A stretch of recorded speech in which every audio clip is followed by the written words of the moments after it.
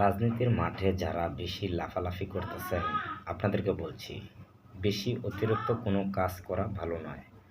কথার সাপোর্ট আছে একটা, যেই গাছ বেশি লম্বা হয়ে যায় এই গাছ বাতাসের সাথে ভেঙে পড়ে।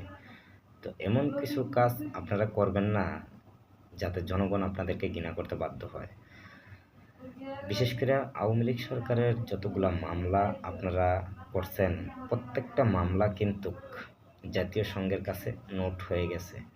জাতীয় সংঘের আদালতে তা প্রমাণ হয়ে গেছে যে মিথ্যা বানোয়াট মামলা বেশির অংশ শেখ হাসিনার নামে সাজানো হয়েছে।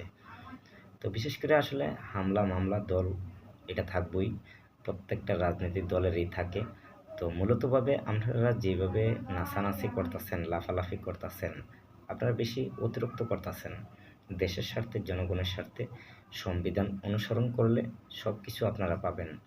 তো বিশেষ করে জাতীয় সংঘ যে রায়টা প্রদান করে থাকে, এই রায় ফিরানোর মতন ক্ষমতা বাংলাদেশের নাই। কারণ বাংলাদেশ থেকে আরও হাই কোয়ালিটির রাষ্ট্র এই পৃথিবীতে আছে, ওই রাষ্ট্রই জাতীয় সংঘের রায় উর্দু করার সাহস পায় নাই। তো বাংলাদেশও তো কোনো সম্ভবই না।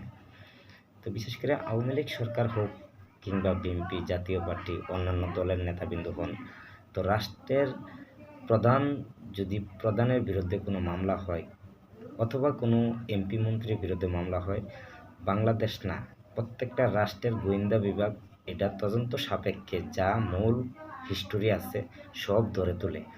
তার সংবিধান অনুসরণ করে জাতীয় সংঘ তা প্রমাণ করে যে এই নেত্রী অথবা এই এমপি এই অপরাধ করে নাই, এটা মিথ্যা বানোয়াট মামলা। তো জাতীয় সংঘের কাছ থেকে যে রায়টা বাংলাদেশের জন্য আসছে, শেখ হাসিনার জন্য সুখবর।